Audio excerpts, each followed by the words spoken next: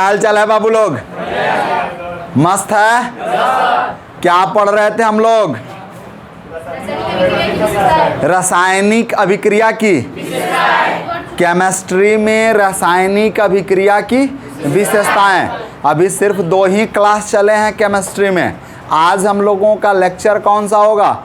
3rd होगा। Lecture 3rd होगा और लेक्चर 3rd में हम लोग पढ़ने वाले हैं रासायनिक समीकरण। क्या पढ़ने वाले हैं? इसके पहले हम क्या क्या पढ़ चुके हैं उसके बारे में जान लेते हैं। तो सबसे पहले हमने क्या पढ़ा? रासायनिक अभिक्रिया पढ़ा। क्या पढ़ा? इसके पीछे वाले क्लास में क्या पढ़े हम लोग? रासायनिक अभिक्रिया। देखो मेरे बाबू, सबसे पहले क्या पढ़े हैं? रासायनिक अभिक्रिया। और रासायनिक अभिक्रिया क्या होती है? तो आपको बताया गया कि 2 या 2 से अधिक पदार्थों के संयोग से, आपस में संयोग से नए भिन्न गुण वाले पदार्थ निर्मित होते हैं। नए भिन्न गुण वाले पदार्थ निर्मित होते हैं। पदार्थों के बनने की यह प्रक्रिया क्या कहलाती है? रासायनिक अभिक्रिया कहलाती है। यह प्रक्रिया क्या कहलाती है? रासायनिक अभिक्रिया। इतना पढ़ लिया है। अब फिर आपको बहुत सारा एग्जाम्पल्स दिया गया था। फिर बताया गया था कि अभिक्रिया में जो पदार्थ भाग लेते हैं, अभिक्रिया में जो पदार्थ भाग लेते हैं, भाग लेने वाले पदार्थ को रिएक्टेंट कहा गया। क्या कहा गया? और अभिक्रिया के फलस्वरूप बने पदार्थों को प्रोडक्ट कहा गया। फिर बताया गया कि रिएक्टेंट की संख्या 1 या 1 से अधिक हो सकती है और प्रोडक्ट की संख्या 1 या 1 से अधिक हो सकती है। ये बताया गया था ना। अब देखो, फिर आपको एक बात और बताई गई थी कि 1 से अधिक रिएक्टेंट के बीच प्लस चिन्ह का प्रयोग करते हैं तथा 1 से अधिक प्रोडक्ट के बीच भी प्लस चिन्ह का प्रयोग करते हैं। इतना बताया गया था। अब आगे बढ़ते हैं बाबू। तो रासायनिक अभिक्रिया से रिलेटेड बात पढ़ा गया। क्लियर है? अब ये भी अभी बताया है कि रिएक्टेंट 1 या 1 से अधिक हो सकता है, प्रोडक्ट भी 1 या 1 से अधिक हो सकता है। आप देख चुके हैं, पीछे वाले वीडियो में पढ़ा जा चुका है। अब बताया गया कि रासायनिक अभिक्रिया की क्रियाविधि, रासायनिक अभिक्रिया की क्रियाविधि। और क्रियाविधि में आपको बताया गया कि जितने भी अणु बनते हैं वह परमाणुओं के पुनर्संगठन द्वारा बनते हैं। एक परमाणु दोनों मिलता है तो अणु का निर्माण करता है। किसका निर्माण करता है? अणु का। तो अणु के निर्माण में परमाणुओं का पुनर्संगठन होता है और इस प्रक्रिया में कहीं ना कहीं पुराने बंधन टूटते हैं और नए बंधन जुड़ते हैं। समझ में आ रहा है ना? पुराने बंधन टूटते हैं और नए बंधन जुड़ते हैं। अब देखो बाबू, ये बताया गया था और एग्जाम्पल दिया गया था CH2 का। तो पुराना बंधन डबल बॉन्ड था, नया बंधन क्या बना? सिंगल बॉन्ड बना। नया बॉन्ड सिंगल बॉन्ड बना। क्लियर है ना? और यहाँ देखो, फिर एक एग्जाम्पल इसी में देखना मेरे बाबू कि आपको एक एग्जाम्पल दिया गया था। क्या दिया गया था? H2SO4 का रिएक्शन दिया गया था ZnSO4 से। H2SO4 का रिएक्शन था किससे के साथ था भाई? Zn के साथ। और रिएक्शन जब किया था तो क्या बनाया था? ZnSO4 प्लस क्या बन गया? H2 बाहर हो गया। H2 बाहर हो गया। तो भैया बिना लाइसेंस का H2 कब तक इसके साथ घूमते? कब तक घूमते? सीधी बात है।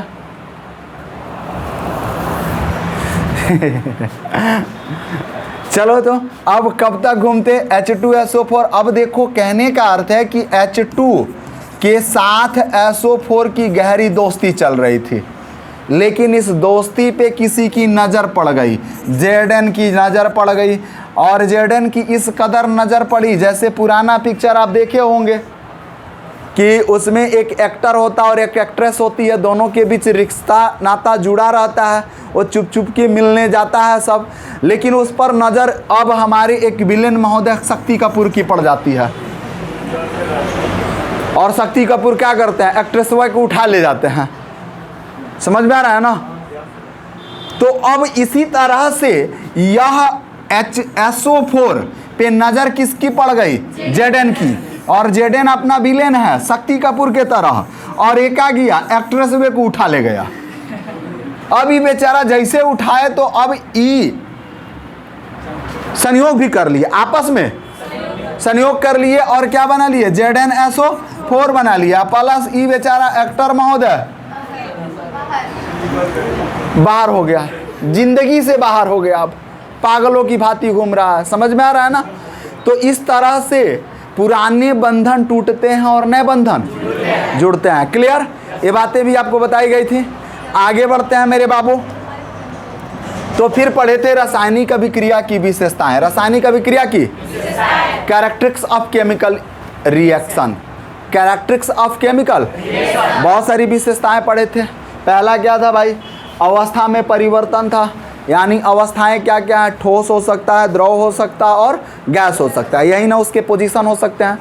अवस्थाएं तो स्टेट ठोस होगा तो लिक्विड भी हो सकता है, गैस होगा तो भी लिक्विड हो सकता है, लिक्विड है तो सॉलिड में भी बन सकता है, यानी कुछ भी रिएक्शन के बाद कुछ भी बन सकता है। अब क्लियर है? दूसरा देखो बाबू, तो अब आपको बताया गया था कि H2 गैसियस स्टेट में, O2 गैसियस स्टेट में क्या बनता है, H2O। किस स्टेट में बाबू? लिक्विड स्टेट में, यानी द्रव अवस्था में। चेंज इन कलर, दूसरा क्या पढ़े थे हम लोग, चेंज इन कलर, रंग में परिवर्तन होता है, रंग में परिवर्तन होता है। और अगला हम लोग पढ़े थे कि अवक्षेप का बनना, किसका बनना बाबू, अवक्षेप का बनना, preci formation of precipitation, oh I am sorry, precipitation, precipitation, formation of precipitation. Clear है?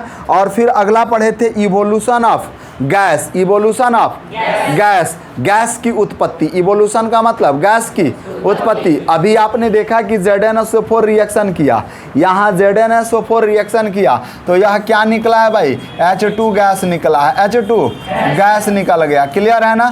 तो गैस की उत्पत्ति हुआ कि नहीं हुआ, इस रिएक्शन में हुआ। तो अगला हम लोग पढ़े थे भाई गैस की उत्पत्ति, क्या पढ़े थे, गैस की उत्पत्ति। यहाँ देखो तो गैस निकला है कि नहीं निकला है, निकला है। चलो अगला पॉइंट क्या पढ़े थे भाई, ताप में परिवर्तन, टेम्परेचर में परिवर्तन, टेम्परेचर में।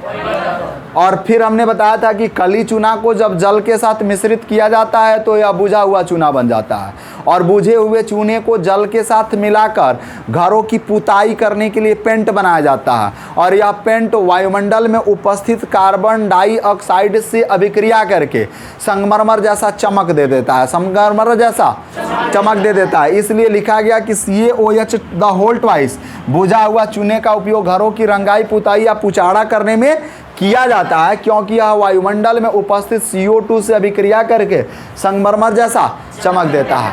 ये तो रही सब पिछले क्लास की बातें हमने कवर किया। समझ में आ रहा है ना? जो लोग पिछला क्लास नहीं देखे हैं, नहीं लिखे हैं, वे लोग आज के इस वीडियो में लिंक डिस्क्रिप्शन में दे दिया जाएगा, आप लोग ज़रूर लिख लीजिएगा। और फिर एक रिक्वेस्ट है आपसे, चैनल को लाइक करना ना भूलें, सब्सक्राइब करना ना भूलें, तथा वीडियो पर कमेंट करना ना भूलें। और फिर अगर वीडियो पसंद आए तो शेयर भी कर दें, वीडियो पसंद आए तो शेयर भी कर दें।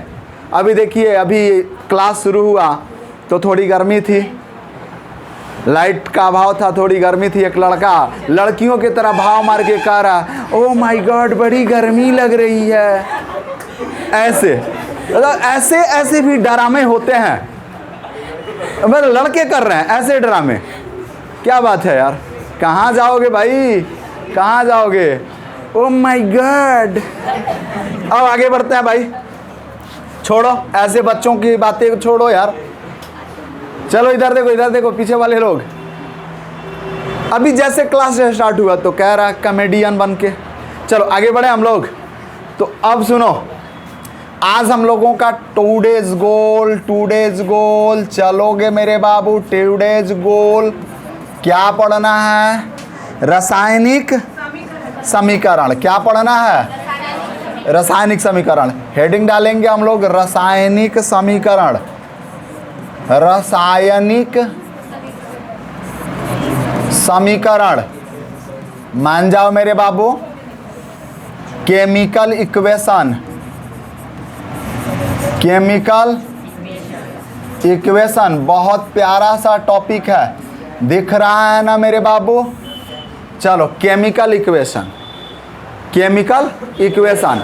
अब देखो अभिक्रिया में भाग लेने वाले पदार्थों को, यानी जो भी रासायनिक अभिक्रिया होती है उसमें भाग लेने वाले पदार्थों को उनके संकेतों एवं सूत्रों की सहायता से संक्षिप्त निरूपण जो करेंगे वही क्या कहलाएगा, रासायनिक समीकरण कहलाएगा। The symbolic representation of a chemical reaction with the help of formula and symbol is called chemical equation, is called chemical equation। यानी अब देखोगे भाई सीधी बात है कि रासायनिक अभिक्रिया के रासायनिक अभिक्रिया को उसके संकेतों एवं सूत्रों की सहायता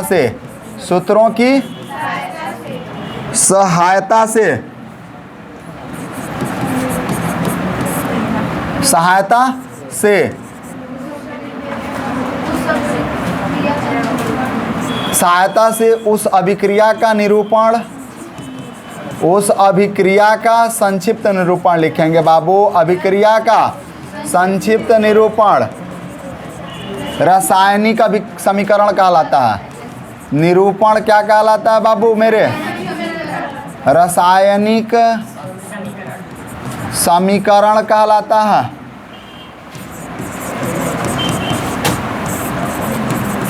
चलो आगे बढ़े हम लोग।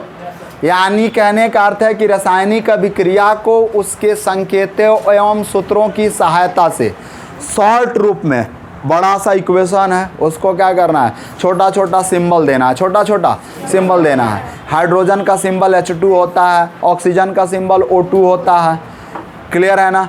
H2O का सिंबल, जल का सिंबल H2O होता है।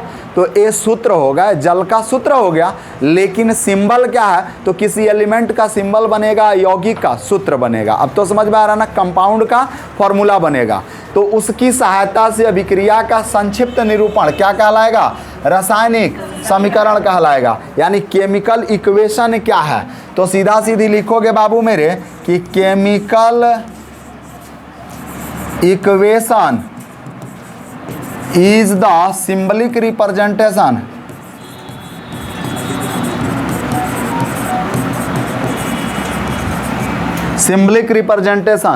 is the symbolic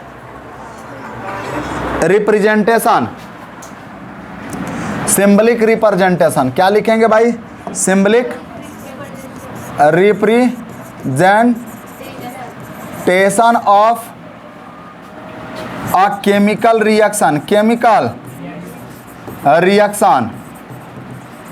with the help of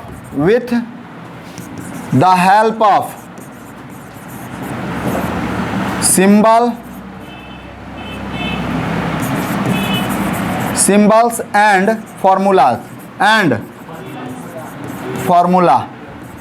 clear है ना। अब देखो भाई, यानी chemical equation is the symbolic representation of chemical reaction with the help of symbol and formula, clear है। एनी प्रॉब्लम, इतना बात समझ में आ रहा है ना। जैसे अब अगर हम आपको उदाहरण देने का प्रयास करें तो देखोगे बाबू, उदाहरण में सबसे पहले एग्जाम्पल देख लो मेरे भाई। मान जाओ कि जैसे हाइड्रोजन है, क्या है भाई, हाइड्रोजन है,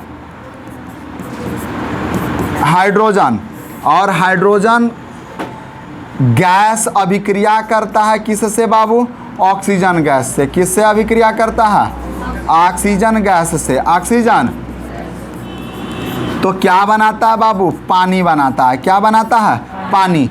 यानी देखोगे कि हाइड्रोजन गैस रिएक्शन किया ऑक्सीजन से। किससे किया बाबू, ऑक्सीजन से। क्या बनाया, वाटर बनाया। अब समझोगे मेरे बाबू कि इसका सिंबल क्या होता है, H2 प्लस इसका सिंबल क्या होता है भाई, O2। यह किस अवस्था में है बाबू, गैसियस स्टेट में। यह किस अवस्था में है, क्या बनाया बाबू, इसका सिंबल H2O और H2O यह किस अवस्था में हो गया? लिक्विड स्टेट में। किस स्टेट में हो गया भाई? लिक्विड स्टेट में। इतना बात समझ में आ रहा है? तो नीचे वाला जो हमने पॉइंट लिखने का प्रयास किया, या नीचे वाला पॉइंट है क्या? तो केमिकल इक्वेशन है। केमिकल, हाँ, ऊपर वाला भी केमिकल इक्वेशन है, नीचे वाला भी केमिकल इक्वेशन है, लेकिन नीचे वाला उस ऊपर वाले का संक्षिप्त निरूपण है। संक्षिप्त, तो उसको अभिक्रिया कहेंगे। क्या कहेंगे? अभिक्रिया, यानी रासायनिक अभिक्रिया, केमिकल रिएक्शन कहेंगे। और नीचे वाले को क्या कहेंगे? संक्षिप्त निरूपण को यानी हम इक्वेशन कहेंगे, रासायनिक समीकरण कहेंगे। यानी ऊपर जो दिखाई दे रहा है मेरे बाबू, यह जो पॉइंट बना यह अभिक्रिया है। क्या है? अभिक्रिया, यानी रिएक्शन है। क्या है भाई? रिएक्शन है। और यह क्या है? उसका समीकरण है। क्या है बाबू? समीकरण। क्लियर है ना? Any problem? क्या है? समीकरण है। उसी तरह से अगर मैं बात करूं, मैं दूसरे चीज़ की बात करूं, जैसे देखोगे कि मैग्नीशियम, देखो मेरे बाबू, मैग्नीशियम जब ऑक्सीजन के साथ संयोग करता है, किसके साथ संयोग करता है बाबू? ऑक्सीजन के साथ, तो बनाता है मैग्नीशियम ऑक्साइड। क्या बनाता है बाबू? मैग्नीशियम ऑक्साइड बनाता है। अब जरा सोचो कि मैग्नीशियम के लिए सिंबल क्या यूज़ करते हो? क्या यूज़ करते हो बाबू? Mg यूज़ करते हो। या सॉलिड स्टेट में प्लस ऑक्सीजन के लिए क्या यूज करते हो? O2। या गैसियस स्टेट में रिएक्शन करता है तो क्या बनाता है? MgO। क्या बनाता है भाई? MgO सॉलिड स्टेट में। क्लियर है ना? चलो 2 से मल्टीप्लाई कर लेना, 2 से मल्टीप्लाई कर लेना, ये बाद में सिखाएंगे। तो जो ग्रीन पेन से हमने लिखा, इसको क्या कहेंगे बाबू? समीकरण। यानी समीकरण को क्या कहते हैं? इक्वेशन। इतना बात समझ में आ रहा है ना? कोई दिक्कत? यानी अब समझ में आ गया, धरती पे कहीं भी रहेगा ये समीकरण पहचान लोगे ना? हाँ, कैसे पहचानोगे? समीकरण क्या है? धरती पे चाहे जहाँ भी रहे, इसके संकेत से इसे पहचान लेना। सिंबल से पहचानना है। किससे पहचानना है? धड़कन से नहीं। किससे पहचानना है? सिंबल से। यानी धरती पे चाहे तू जहाँ भी रहे, तुझे तेरी सिंबल से मैं पहचान लूँगा कि तू वही केमिकल इक्वेशन है जो हमारे गुरुजी ने पढ़ाया था। समझ गए? आगे बढ़े? नोट करिएगा, नोट कर लो फटाक से। चलो नोट करो, जल्दी से नोट कर लो।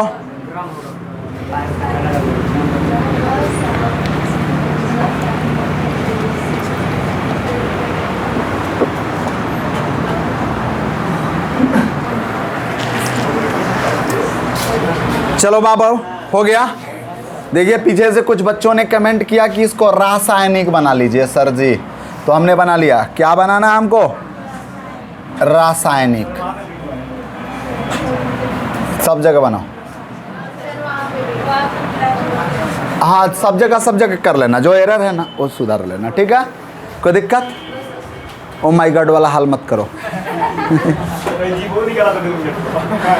अच्छा, गर्मी के प्रभाव से जीव निकाल रहा है। ओ माय गॉड, ऐसे कर रहा है। अरे तो ये पागल हो गया है। चलो आगे बढ़े। गाना गा रहा है, पागल बने बेकार गर्मी। अरे तो रख लो अपने पास यार। चलो आगे बढ़े हम लोग। अब सुनो बाबू मेरे, अगला कंसेप्ट क्या है?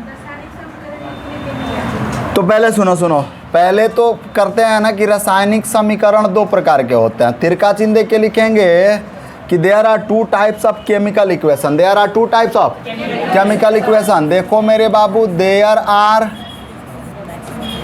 2 type of a chemical equation. Chemical equation, बातें कम करिए। There are 2 types of chemical equation. पहला क्या होगा? Word, oh my God, Hindi लिख देते हैं, यानी रासायनिक रासायनिक समीकरण दो प्रकार के होते हैं। कितने प्रकार के होते हैं भाई? दो प्रकार के होते हैं, यानी रासायनिक समीकरण के दो प्रकार होते हैं। रासायनिक समीकरण के दो प्रकार होते हैं। पहला प्रकार क्या है, पहला टाइप्स क्या है? तो देखोगे पहला को कहते हैं भैया शब्द समीकरण। क्या कहते हैं? शब्द समीकरण कहते हैं। क्या कहते हैं बाबू? शब्द समीकरण। ये इंग्लिश में इसको कहते हैं वर्ड इक्वेशन। क्या कहते हैं? Word equation. और दूसरा जो टाइप होता है ना, दूसरा टाइप को क्या कहते हैं भाई? पहला शब्द समीकरण हो गया, दूसरा सिंबलिक इक्वेशन हो गया। क्या हो गया? यानी सिंबलिक का मतलब सांकेतिक समीकरण। सांकेतिक समीकरण क्या हो गया बाबू? सांकेतिक समीकरण। दूसरा क्या हो गया? सांकेतिक समीकरण। समझ में आ रहा है? दूसरा क्या होगा? सांकेतिक समीकरण। क्या हो जाएगा बाबू लोग? सांकेतिक समीकरण सिंबलिक इक्वेशन। क्या हो जाएगा? SYMBOLIC equation. क्लियर है मेरे बाबू? यानी पहला इक्वेशन वो शब्द समीकरण, दूसरा सांकेतिक समीकरण। अब सुनो, शब्द समीकरण क्या है? शब्द समीकरण क्या है? तो पहला हेडिंग डालोगे और क्या लिखोगे? शब्द समीकरण। शब्द समीकरण यानी शब्द समीकरण में लिखोगे सबसे पहले क्या लिखोगे कि या रिएक्टेंट को यानी केमिकल रिएक्शन को इक्वेशन के रूप में, सबसे सरल तरीका है। यानी देखो केमिकल रासायनिक अभिक्रिया को, रासायनिक अभिक्रिया को समीकरण के रूप में, समीकरण के रूप में लिखने का यह सबसे सरलतम तरीका है। लिखने का यह सबसे सरलतम तरीका है। देखो तरीका है यानी सबसे सरलतम तरीका है। यानी रासायनिक समीकरण को अभिक्रिया के रूप में लिखने का यह सबसे सरलतम तरीका है। यानी कहने का अर्थ है कि सबसे इजी वे। क्लियर है ना? यानी it is the easy way to write a chemical reaction in a equation form. In a equation form यानी इंग्लिश में लिख सकते हैं भाई कि it is easy way to write. Clear है ना? Easy way to write in equation of any chemical reaction. देखो बाबू सबसे आसान तरीका होता है, इसमें कुछ करने की जरूरत नहीं है, कुछ भी करने की जरूरत नहीं है। जैसा है वैसा उतार दो, जैसा है जो कह रहा है वो लिख दो। क्लियर है ना? अब देखो एक और बात कि इसमें होता क्या है कि इसमें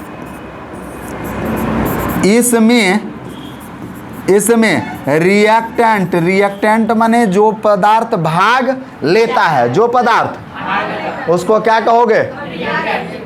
रिएक्टेंट कहोगे ना? तो अब देखोगे रिएक्टेंट का मतलब हो गया कि इसमें रिएक्टेंट के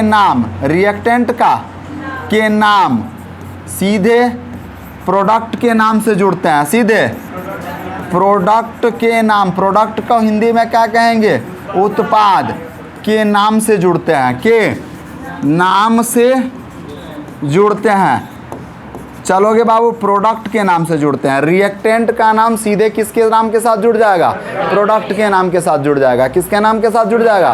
प्रोडक्ट के नाम के साथ जुड़ जाएगा। जैसे एग्जाम्पल देख लो भाई, एग्जाम्पल देखो भाई, यहाँ देखो एग्जाम्पल देखोगे कि हमने क्या किया कि सबसे पहले देख रहे हैं कि आपको बताया जा रहा है, सुनिएगा, कि हाइड्रोजन गैस क्लोरीन गैस के साथ प्रकाश की उपस्थिति में अभिक्रिया करती है। किसकी उपस्थिति में? प्रकाश की उपस्थिति में अभिक्रिया करती है। देखो हाइड्रोजन गैस किस गैस के साथ अभिक्रिया करती है भाई? क्लोरीन के साथ, क्लोरीन के साथ अभिक्रिया करती है। किसकी उपस्थिति में भाई? प्रकाश की उपस्थिति में, प्रकाश की उपस्थिति में अभिक्रिया करती है। चलोगे भाई वो, तो क्या बनाता है? हाइड्रोजन क्लोराइड, हाइड्रोजन क्लोराइड बनाता है, क्लोराइड बनाता है। क्लियर है ना?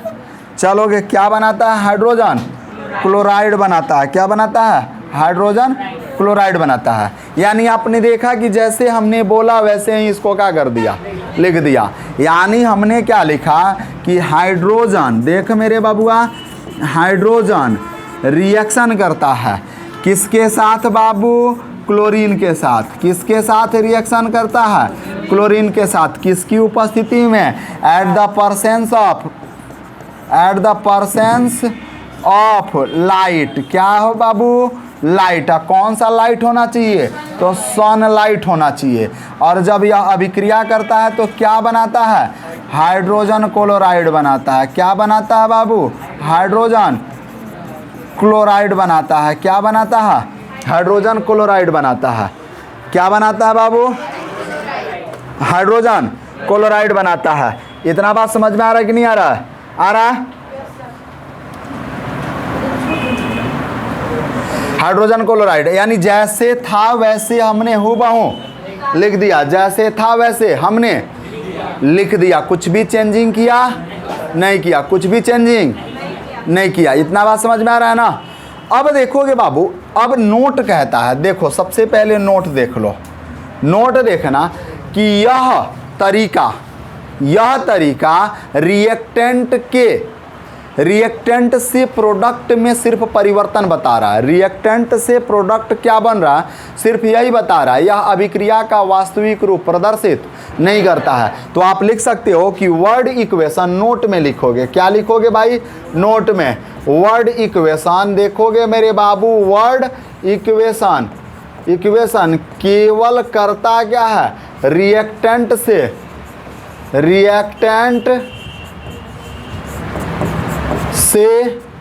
प्रोडक्ट में, केवल रिएक्टेंट से प्रोडक्ट को हिंदी में क्या कहोगे? उत्पाद में परिवर्तन को बताता है। में परिवर्तन को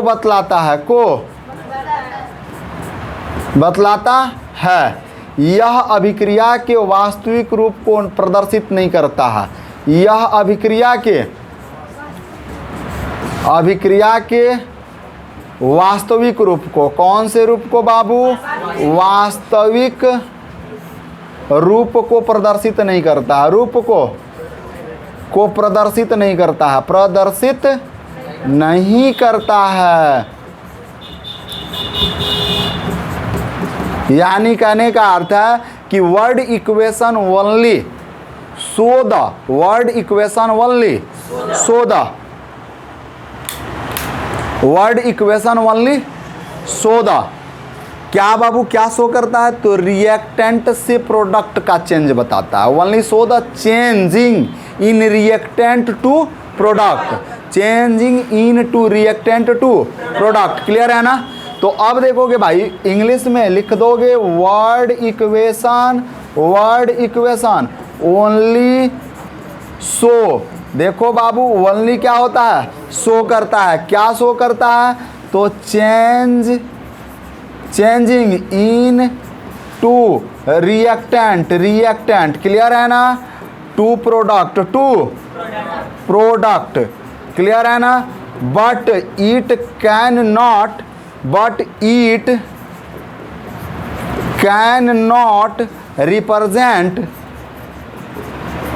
represent the real form of equation, real form of equation। यानी यह इक्वेशन के रियल फॉर्म को प्रदर्शित नहीं करता है। यह इक्वेशन के रियल फॉर्म को प्रदर्शित नहीं करता है। इंग्लिश समझ में नहीं आ रहा है, एक बार और बोल देते हैं, सुन के लिख लीजिए। Word equation only show change into reactant to product. Clear है ना? But it can not show the real form of equation, यानी यह इक्वेशन के रियल फॉर्म को प्रदर्शित नहीं कर सकता है। इतनी बात समझ में आई? कोई दिक्कत? बोलिए, यहाँ तक बात समझ में आया? यानी इक्वेशन के कितने टाइप बाबू? 2 टाइप। पहला वर्ड इक्वेशन, दूसरा सिंबलिक इक्वेशन। वर्ड इक्वेशन करता क्या है कि ज्यों का त्यों, जैसे जैसे कहा गया वैसे वैसे लिख देना है। यह अभिक्रिया के वास्तविक रूप को क्या कर देता है? बताता नहीं है, वास्तविक रूप को नहीं बताता है। यह रिएक्टेंट से सीधा प्रोडक्ट के नाम के रूप में जोड़ देता है। रिएक्टेंट सीधा क्या बनाया? प्रोडक्ट बनाया। जैसे रिएक्टेंट का नाम था वैसे प्रोडक्ट का नाम, कोई चेंजिंग नहीं होता है, कोई चेंजिंग नहीं होता। यह अभिक्रिया के संकेत को, समीकरण को लिखने का सबसे आसान तरीका होता है। क्लियर है ना? Any problem? बाकी इधर बताया गया कि रिएक्टेंट से प्रोडक्ट में परिवर्तन बताता है, अभिक्रिया के वास्तविक रूप को नहीं बताता है। क्लियर है ना? चलो भाई इसको लिख लो, pause the video, note it down please.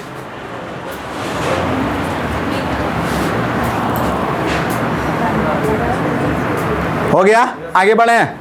पक्का आगे बढ़े? बोलो मेरे भाई, वो बाबू लोग आगे बढ़े? पक्का? चलो अब आगे बढ़ते हैं। तो अब दूसरा क्या है भाई? Symbolic equation. क्या है? Symbolic equation. जल्दी बताओ, सिंबलिक इक्वेशन क्या है? जल्दी बताओ तो, फटाफट बता दो।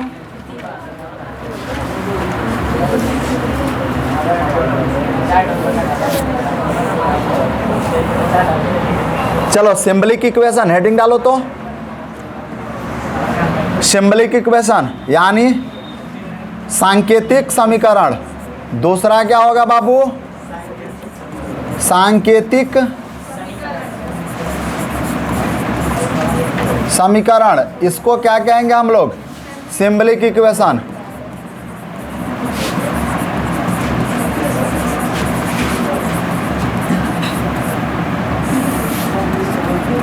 Symbolic equation. और देखो तो बाबू, लिखने का प्रयास करते हैं हम लोग, लिखने का प्रयास करते हैं तो कहता क्या है कि यह रासायनिक अभिक्रिया का संक्षिप्त रूप है। यह रासायनिक अभिक्रिया का, रासायनिक अभिक्रिया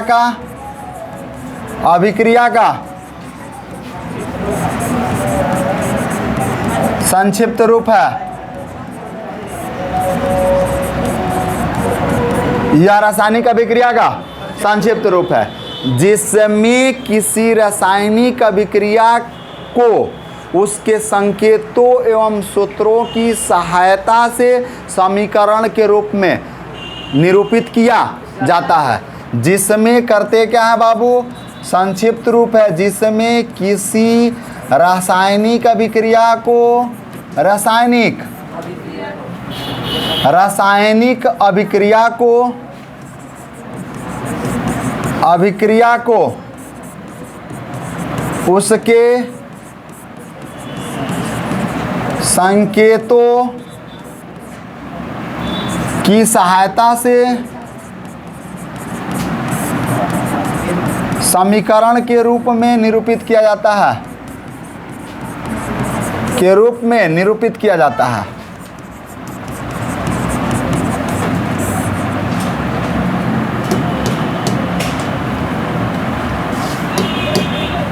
निरूपित किया जाता है। चलोगे मेरे बाबू, इंग्लिश लिखने का प्रयास करोगे कि इट इज द, संक्षिप्त रूप को क्या कहोगे भाई? Short form of chemical reaction, in which any reaction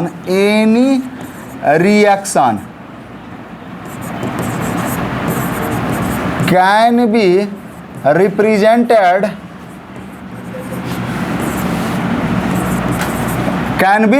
represented in form of equation,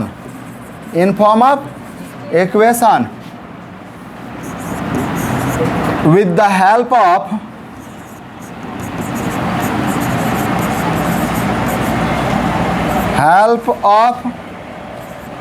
symbols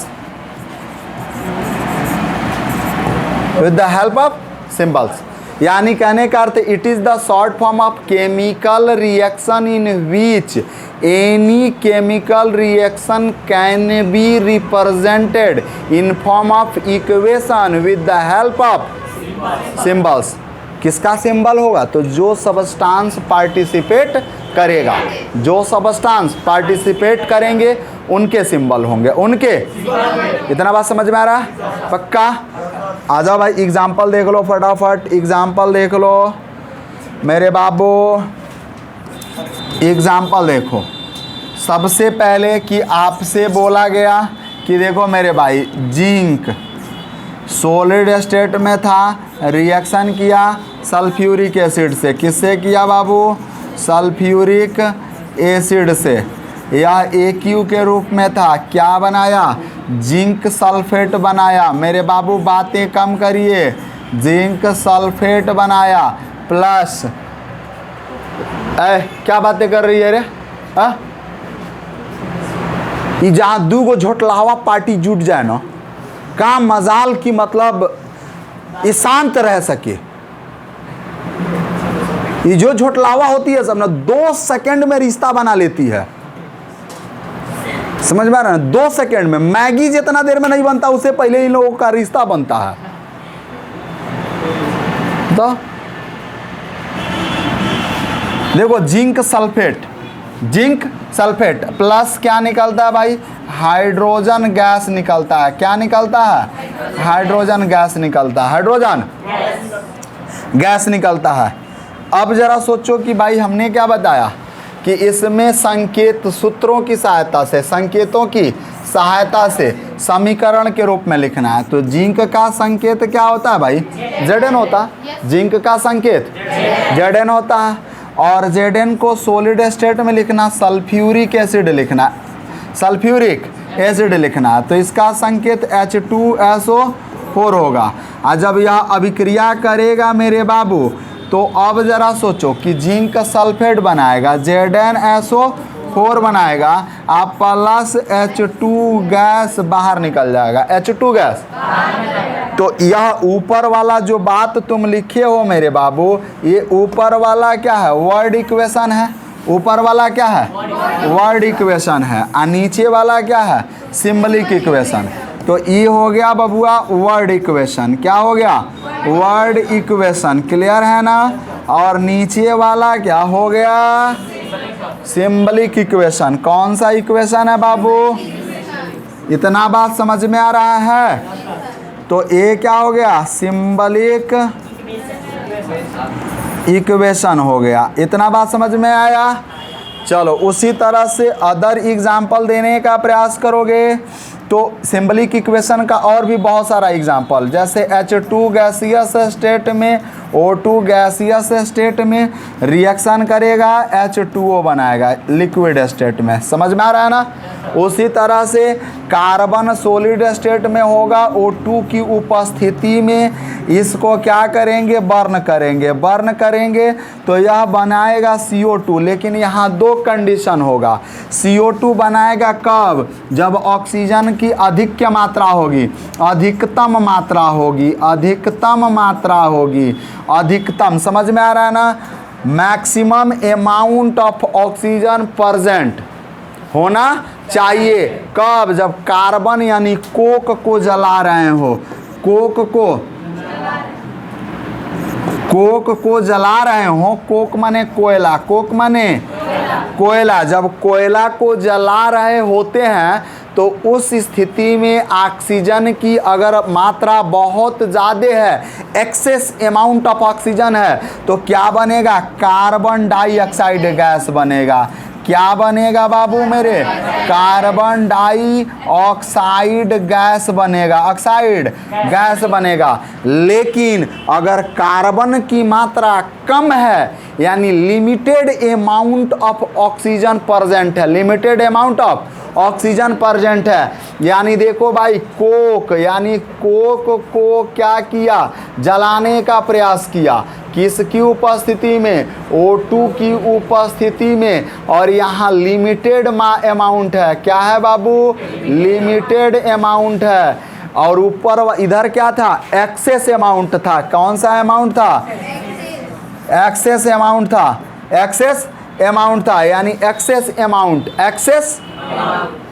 और यहाँ लिमिटेड अमाउंट है। लिमिटेड अमाउंट को क्या कहेंगे, निश्चित मात्रा। क्या कहेंगे, निश्चित मात्रा, फिक्स्ड अमाउंट है। समझ में आ रहा है ना, लिमिटेड है। तो इसकी उपस्थिति में यह कार्बन मोनोऑक्साइड गैस बनाएगा। क्या बनाएगा, कार्बन मोनोऑक्साइड गैस बनाएगा। क्लियर है ना, चलोगे मेरे बाबू, इतनी केमिस्ट्री तो समझ में आ रही है कि नहीं आ रही है। तो देखो, कार्बन ऑक्सीजन की उपस्थिति में जलेगा तो एक तरफ अधिक क्या मात्रा है, दूसरी तरफ कम मात्रा है, तो CO बनेगा और CO2 बनेगा, CO और CO2 बनेगा। इतना बात समझ में आ रहा है, नहीं आ रहा है? तो अभी आपने क्या पढ़ा, सबसे पहले सांकेतिक समीकरण पढ़ा और कहा कि यह अभिक्रिया का संक्षिप्त रूप है। It is the shortest form of a chemical reaction in which any reaction can be represented in form of equation with the help of symbols, with the help of symbols. Clear है, यानी ये आपको बताया गया, बहुत सारा examples बताया गया। 1 2 ओए होय होय होय होय होय होय होय 1 2 3 और 4, कितना एग्जाम्पल बता दिया गया, 4। उम्मीद करते हैं बाबू मेरे कि आपको क्या लिखा है, सांकेतिक समीकरण समझ में आया होगा। क्लियर है ना, उम्मीद करते हैं सांकेतिक समीकरण समझ में आया होगा। और नहीं आया तो फिर एक बार और रिवाइज करके देखो, उससे पहले वीडियो पॉज करो और लिखो।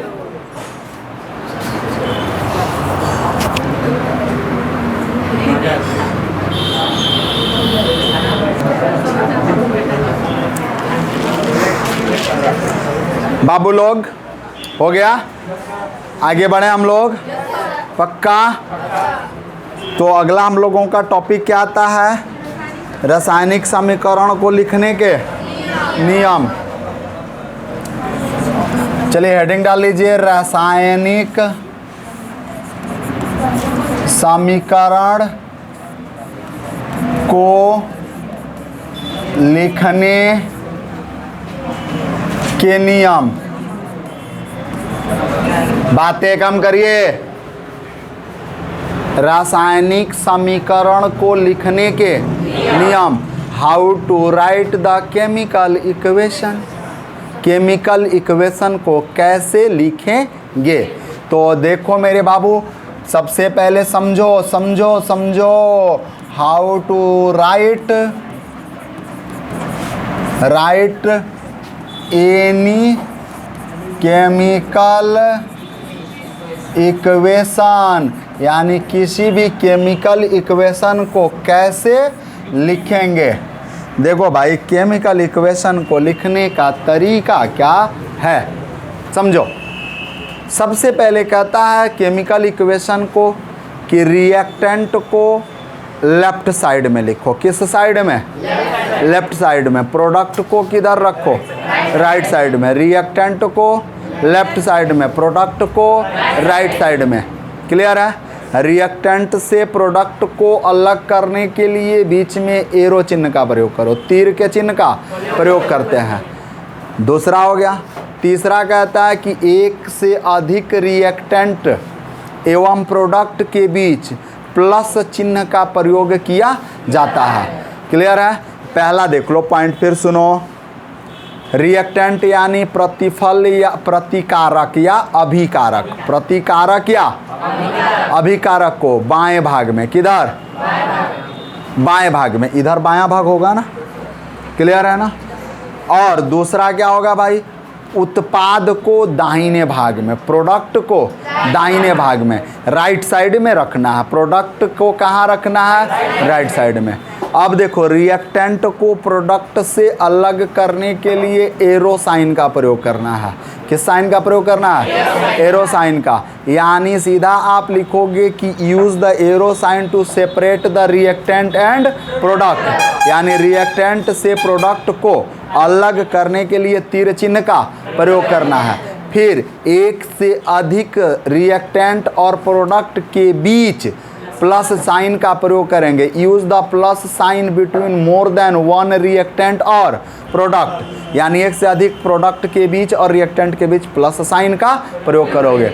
और चौथा कहता है कि एरो का जो साइन है वह उधर ही होता है जिधर प्रोडक्ट बनता है, जिधर प्रोडक्ट बनता है। यानी उत्पाद की तरफ तीर के चिन्ह होते हैं। ये 4 पॉइंट हैं। कितने पॉइंट हैं? 4 पॉइंट। तो पहला हम लोग लिखेंगे भाई, पहला देख लो।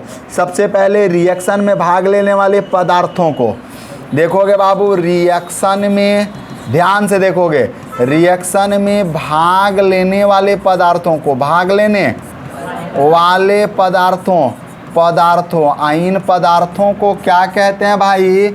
रिएक्टेंट कहते हैं। क्या कहते हैं? रिएक्टेंट को लेफ्ट साइड में, कौन से साइड में?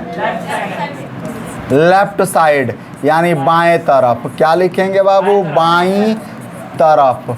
क्लियर है ना? लेफ्ट साइड में लिखते हैं।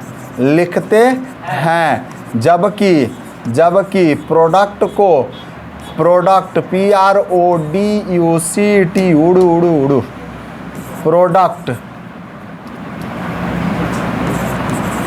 प्रोडक्ट को दाईं तरफ यानी लेफ्ट, राइट साइड। कौन साइड बाबू?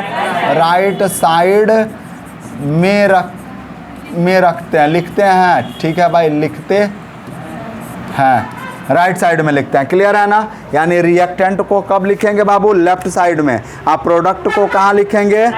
राइट साइड में। क्लियर है ना? यानी सबसे पहले देखोगे भाई, इंग्लिश में लिख देंगे कि reactants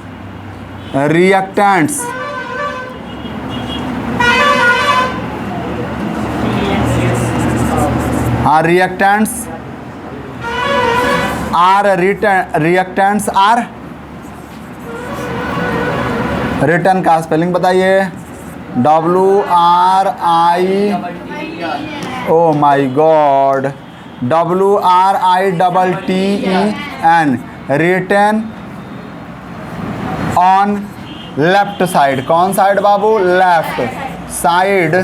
while products PRODUCTS are return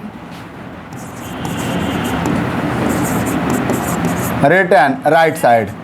कहाँ होगा भाई? Right side. पहली बात समझ में आया। दूसरा पॉइंट क्या कह रहा था बाबू? बता दो दूसरा पॉइंट क्या कह रहा है? हाँ, अब दूसरा पॉइंट कह रहा है कि रिएक्टेंट को, रिएक्टेंट माने अभिकारक, अभिकारकों को प्रतिफल से अलग करने के लिए, प्रतिफल प्रोडक्ट, अरे बाबू मान जाओ, प्रोडक्ट से अलग करने के लिए, अलग करने के लिए उनके बीच तीर चिन्ह का प्रयोग करते हैं। तीर चिन्ह का प्रयोग करते हैं। तीर चिन्ह का प्रयोग करते हैं। यानी कहने का अर्थ है use to arrow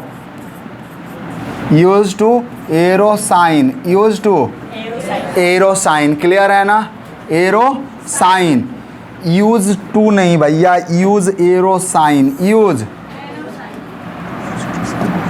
use arrow sign to separate, use arrow sign to separate the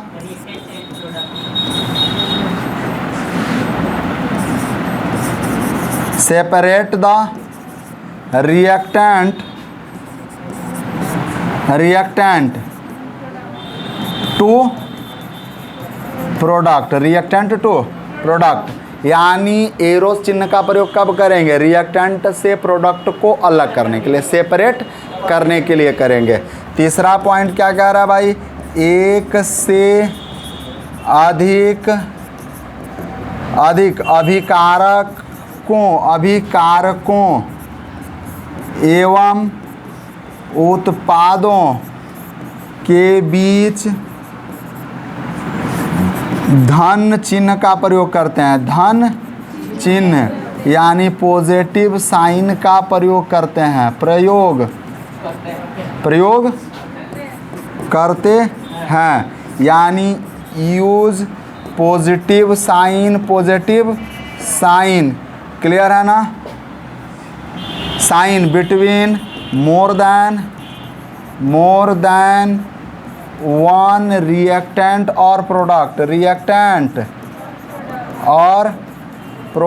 clear है ना बाबू? यानी एक से अधिक रिएक्टेंट और प्रोडक्ट के बीच क्या करते हैं? प्लस चिन्ह का प्रयोग करते हैं। अब अगला चौथा पॉइंट कहता है बाबू कि तीर की दिशा यानी तीर की दिशा किधर की ओर होती है भाई? अभिकारक से उत्पाद की ओर होती है। अभिकारक को इंग्लिश में रिएक्टेंट कहते हैं। क्या कहते हैं? रिएक्टेंट। अभिकारक से उत्पाद की ओर होती है। किधर होती है बाबू? उत्पाद यानी प्रोडक्ट, क्लियर है ना? की ओर होती है, की ओर होती है, क्लियर है? समझ में आ रहा है ना? अभिकारक से यानी अभिकारक से उत्पाद की ओर होती है, यानी कहने का अर्थ है तीर की दिशा यानी direction of arrow sign, clear है बाबू? Arrow sign toward the product, clear है ना? फ्रॉम रिएक्टेंट, क्लियर है बाबू? चलो रिएक्टेंट लिखना है, रिएक्शन लिखा गया, रिएक्टेंट, क्लियर है? यानी direction of arrow sign toward the product from reactant, यानी अभिकारक से उत्पाद की ओर होगा। इतना बात समझ में आ रहा है? अभी तो समझा है ना? फिर समझाने की जरूरत है? हाँ, ज़्यादा समझेंगे तो अपच कर जाएगा। क्या कर जाएगा? अपच। समझ में आ रहा है ना? लगन खा के जो हालत हो रहा है वही अपच हो जाएगा। समझ में आ रहा है ना? पेट में गुड़गुड़, समझ में आ रहा है ना? आज जब लगन खा ले रहे हो, पेट गुड़गुड़ कर रहा है, और ऑर्केस्ट्रा में जब चौकी पे चढ़ रहे हो तुम टाली पे, तो पेट पकड़ कर ऐसा करोगे। समझ में आ रहा है ना? तो डांस तुम्हारा नया डांस बनेगा। तो इसलिए ज़्यादा समझने की ज़रूरत नहीं है। पहले इसको लिख लो, अब तब एग्जाम्पल दे देते हैं, ठीक है? जल्दी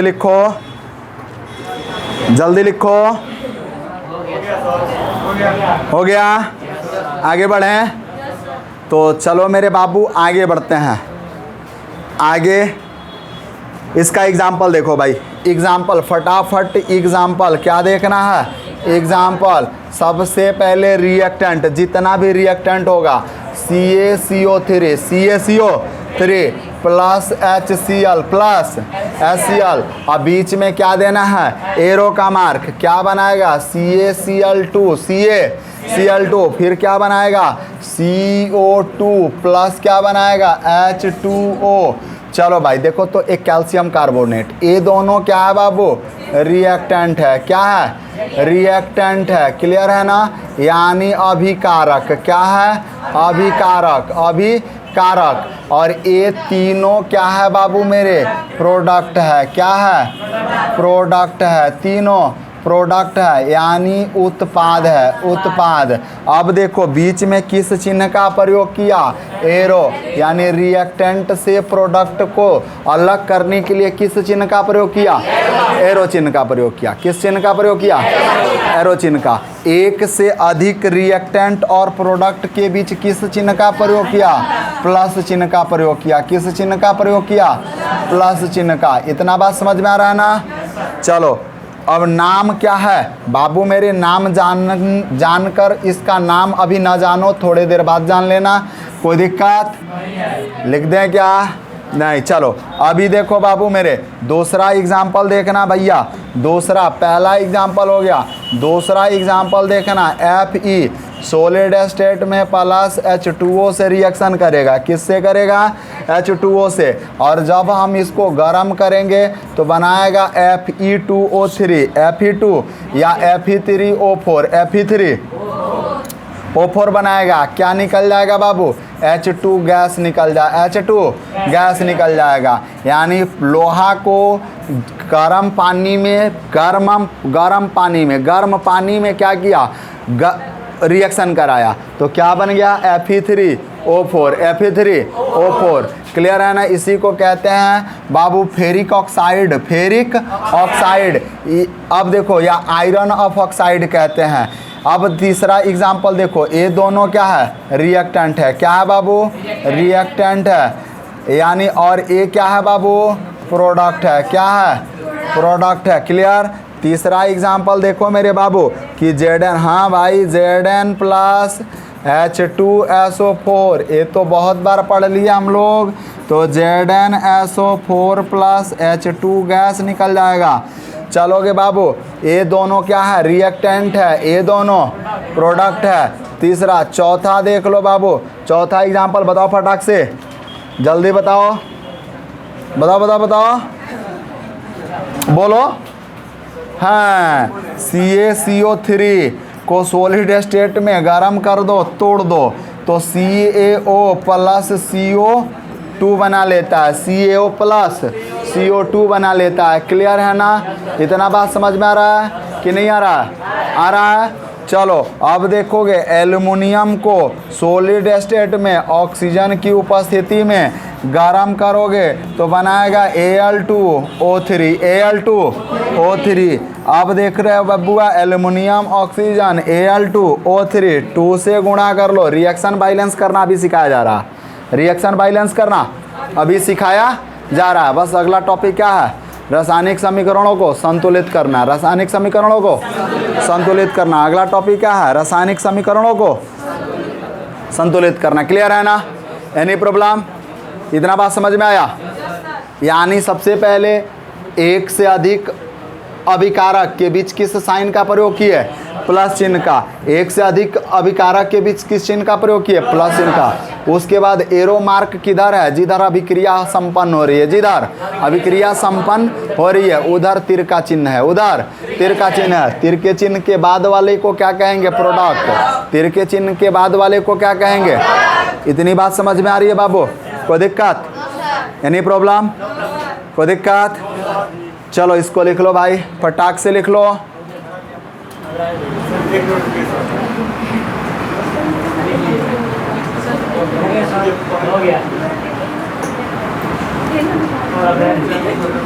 हो गया?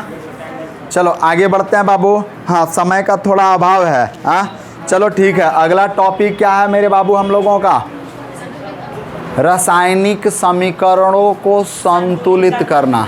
रासायनिक समीकरणों को संतुलित करना, यही टॉपिक है।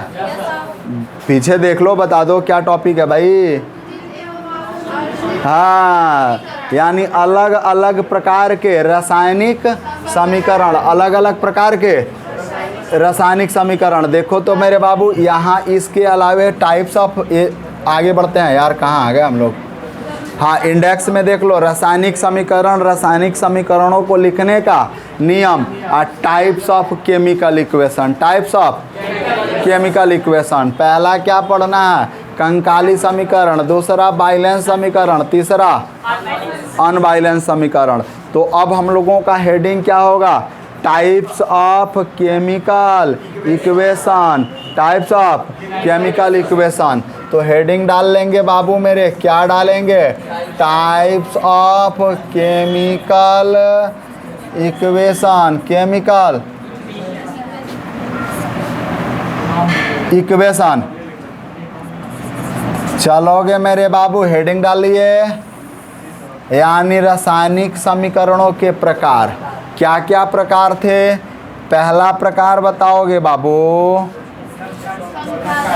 कंकाली समीकरण। कंकाली समीकरण क्लियर है ना। चलो इसको क्या लिखते हैं, एस्केलेटन इक्वेशन। एस्केलेटन या और में एस्केलेटल, एस्केलेटल इक्वेशन। क्लियर है बाबू मेरे। चलो दूसरा बी नंबर इसका क्या टाइप मिला, संतुलित समीकरण। संतुलित समीकरण मिला, यानी बैलेंस्ड इक्वेशन। क्या मिला बाबू, बैलेंस्ड इक्वेशन मिला। तीसरा क्या मिला, अब इसके अलग अलग टाइप थे। पहला क्या टाइप था, बोलो बाबू, एटॉमिक इक्वेशन। एटॉमिक इक्वेशन जिसको क्या कहे थे, परमाणविक संतुलित समीकरण। संतुलित समीकरण क्लियर है ना। और दूसरा क्या था बाबू, यानी आणविक इक्वेशन। क्या लिखे थे बाबू, चलोगे बाबू, आणविक इक्वेशन, आणविक समीकरण लिख लेते हैं। और इसको मोलेक्यूलर इक्वेशन, मोलेक्यूलर इक्वेशन। और थर्ड नंबर जो सी नंबर क्या था, असंतुलित समीकरण। असंतुलित समीकरण जिसको क्या कहते हैं बाबू, unbalanced equation. Unbalanced equation, unbalanced equation इसको कहते हैं। क्लियर है ना। Any problem. चलो बाबू अब एक एक करके इनको हम लोग कहाँ देखेंगे, अगले क्लास में। एक एक करके इन सबको हम लोग कहाँ देखेंगे, अगले क्लास में। क्लियर है। आज के लिए सिर्फ इतना ही, आज के लिए सिर्फ इतना ही। हंसते रहिए, मुस्कुराते रहिए और यूं ही पीसीएम क्लासेज में पढ़ने आते रहिए। और एक बात और, प्रत्येक दिन सुबह में 7 बजे आपका मैथ का क्लास मिल जाता है। मैथ के क्लास में क्या क्या पढ़ चुके हैं हम लोग, पहला पढ़ लिए हैं बाबू माध्य निकालने की विधियां। सांख्यिकी चैप्टर पढ़ लिए हैं, माध्य निकालने की विधियां 14 नंबर चैप्टर है। और उसका अगले दिन अब और नेक्स्ट क्लास में आपको मिल जाएगा माध्य से 14.1 एक्सरसाइज का सॉल्यूशन। 14.1 एक्सरसाइज का सॉल्यूशन मिल जाएगा। क्लियर है, कोई दिक्कत। तो प्रत्येक दिन आप ज्वाइन करें क्लास और सुबह में 7 बजे मैथ पढ़ना ना भूलें। और फिर लास्ट में चैनल को सब्सक्राइब करें, वीडियो को लाइक एवं शेयर करें। जय हिंद, जय भारत।